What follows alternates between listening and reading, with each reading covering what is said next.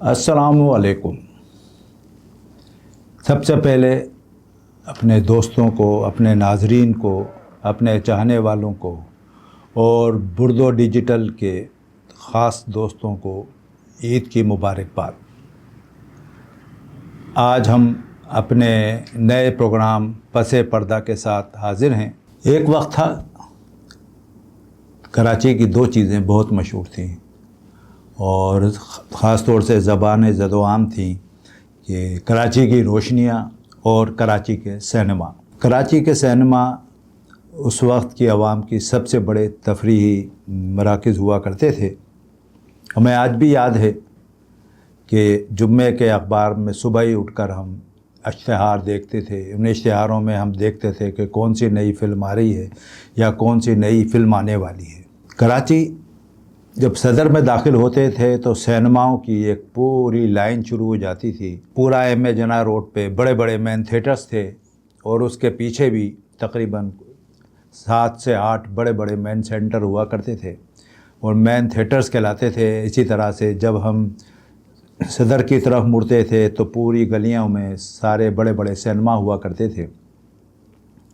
आगे चले जाते थे टावर की तरफ तो भी दोनों साइडों पर सिनेमा ही सिनेमा हुआ करते थे। एक ऐसी तफरीह थी जिसे हम कह सकते हैं कि एक सेहतमंद तफरीह होती थी। लोग अपनी फैमिलियों के साथ जाते थे, फ़िल्मों को देखते थे, एंजॉय करते थे। खिड़की तोड़ हफ्ते भी हमने देखे और ऐसी फ़िल्में भी हमने देखी जो पहले शो में फ्लॉप हो गईं और पता चला कि कोई देखने वाला नहीं है। मगर एक बहुत बड़ा ज़रिया था उस वक्त टैक्स का और आमदनी का फ़िल्म थिएटर और फ़िल्में। फिर यह हुआ कि आहिस्ता आहिस्ता सिनेमा की तादाद कम होना शुरू हो गई और फिर कन्वर्ट होते चले गए वो कमर्शियल पर्पस के लिए। कहीं पर शादी हाल बन गए, कहीं पर कमर्शियल एक्टिविटीज़ शुरू हो गई, कहीं पर रेजिडेंशियल एरियाज़ बन गए और यूँ कर कर के आहिस्ता आहिस्ता सिनेमा जो है मादूम होता चला गया। थिएटर्स भी टूटते चले गए, उनकी जगह नई बिल्डिंगें बनती चली गईं और लोगों की तफरीह उनसे छिनती चली गई। आहिस्ता आहिस्ता लोगों की तवज्जो भी सिनेमा से और थिएटर से हटती चली गई, जिसकी दो वजूहात थीं। एक तो गैर मयारी फ़िल्में और दूसरा सिनेमाओं का कम होना। इस तरह आहिस्ता आहिस्ता करके वो एक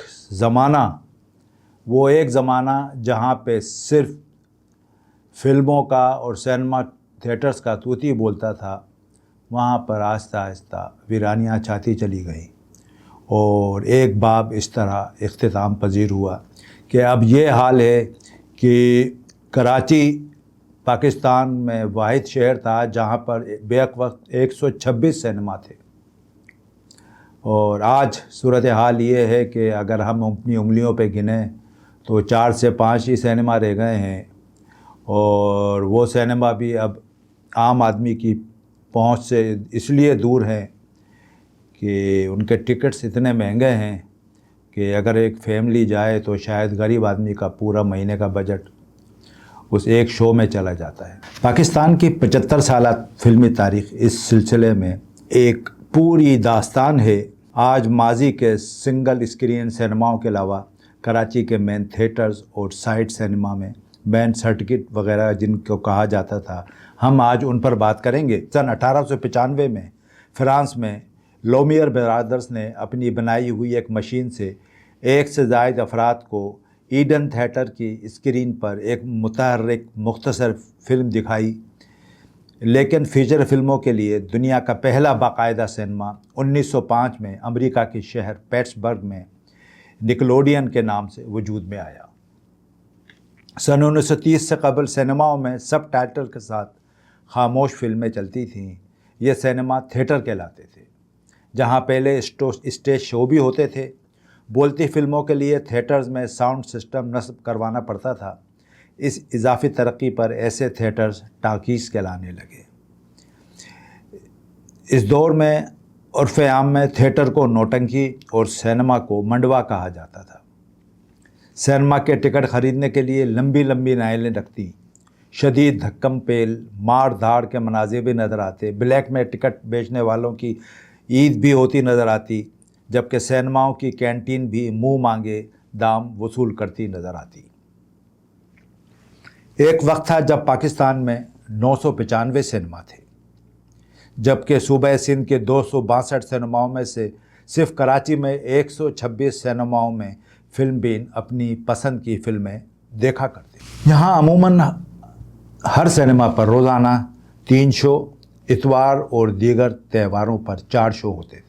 ان سینماؤں میں باکس، گیلری فرسٹ اور سیکنڈ کلاس ہوتی تھی اور ہر شخص اپنی استطاعت کے مطابق ان کلاسوں میں بیٹھ کر فلمیں دیکھا کرتا تھا اور لطف اندوز ہوتا تھا۔ اپنے سنہری دور میں بہت سی فلمیں مہینوں بلکہ سالوں چلتی رہتی تھیں اور بڑی بڑی جبلیاں یعنی سلور، گولڈن، ڈائمنڈ اور پلاٹینیم جبلی تک مناتی تھی۔ بیشتر سینماؤں میں ہاؤس فل کے بورڈ بھی دیکھنے کو ملا کرتے تھے۔ کراچی میں 126 سے زیادہ سینما ہوا کرتے تھے۔ اب تو اتنے سینما گھر پاکستان میں بھی نہیں ہیں۔ کراچی میں قائم ہونے والا پہلا سینما گھر کا نام اسٹار سینما تھا، جو بندر روڈ موجودہ ایم اے جناح روڈ پر قائم ہوا، جہاں اب اللہ والا مارکیٹ ہے۔ کئی اشروں سے پاکستانی فلم انڈسٹری کے زوال اور غیر معیاری فلمیں بننے کے سبب شائقین کی جانب سے سینما گھروں میں جانے کے رجحان میں کمی واقع ہو گئی۔ ملک بھر میں عوامی تفریح میں مرکزی حیثیت رکھنے والے سینما گھر ویران ہوتے چلے گئے۔ کراچی کے پہچان کہلانے والے کئی معروف سینما کو گرا کر ان کی جگہ یا تو شاپنگ پلازے بنا دیے گئے یا پھر انہیں دیگر مقاصد کے لیے استعمال کیا جانے لگا۔ ایک زمانہ تھا شہر کی مصروف ترین شاہراہ ایم اے جناح روڈ اور صدر فلموں کے شائقین کے لیے مرکز تصور کیے جاتے تھے، جس کی وجہ سے اس پر اور اس کے اطراف میں ایک زمانے میں اردو، پنجابی، پشتو اور انگریزی فلموں کے لیے کم از کم 35 کے قریب میجر سینما گھر قائم تھے۔ کراچی میں سینما گھروں کی تاریخ ایک صدی پر محیط ہے۔ قیام پاکستان کے بعد قائم پہلا سینما جوبلی کو کہا جاتا ہے، جس کا افتتاح 18 ستمبر سن 1940 کو ہوا، تاہم اب یہ سینما ایک شاپنگ پلازا میں تبدیل ہو گیا۔ 50، 60 اور 70 کی دہائی میں شہر کراچی پاکستانی فلم انڈسٹریز کا ایک مرکز تصور کیا جاتا تھا۔ ایک اندازے کے مطابق اس دوران 126 سے زائد سینما عوام کو معیاری تفریح فراہم کرتے تھے۔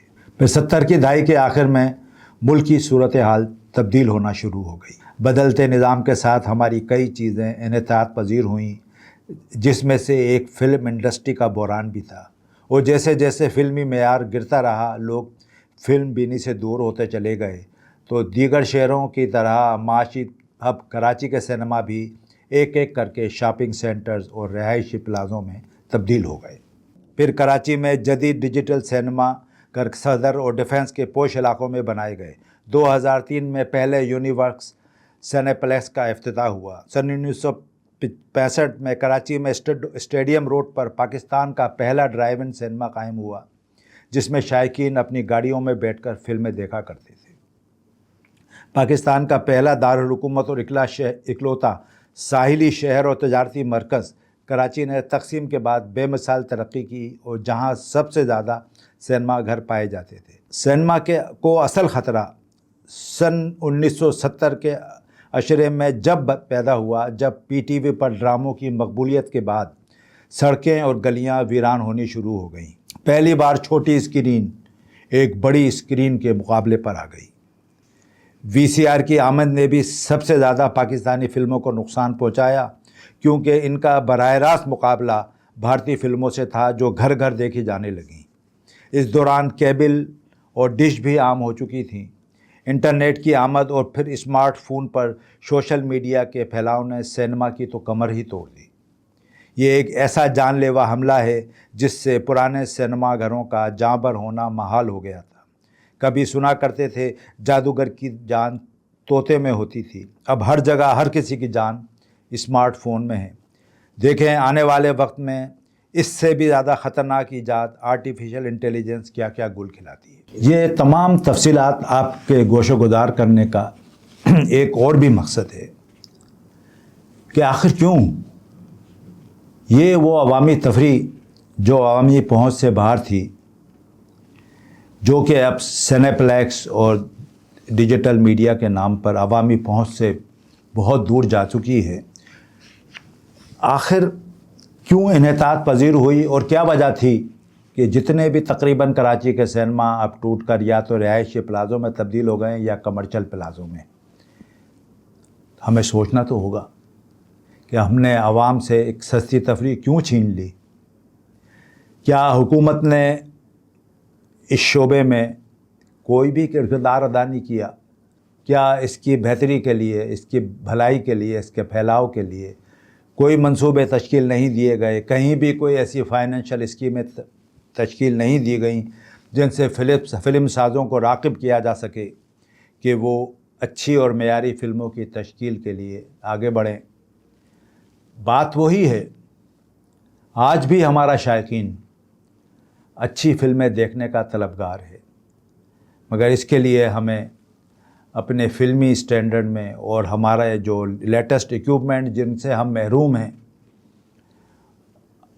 ان سب کو بروئے کار لانا ہوگا۔ حکومت کو بھی آگے بڑھنا ہوگا اور حکومت کو اس سلسلے میں فلم سازوں کی داد رسی کرنی ہوگی، ان کی مالی امداد بھی کرنی ہوگی۔ اتنے بھاری ٹیکسز لگانے کے بجائے کم ٹیکسز یا ٹیکس فری تفریح عوام کو فراہم کرنی ہوگی، تو ہی دوبارہ سے یہ انڈسٹری اپنے پاؤں پہ کھڑی ہو سکے گی، ورنہ ایک وقت ایسا آئے گا کہ ہم اپنے بچوں کو بتایا کریں گے کہ کبھی بہت پہلے ہم سینما گھر جایا کرتے تھے اور ایسے انجوائے کیا کرتے تھے۔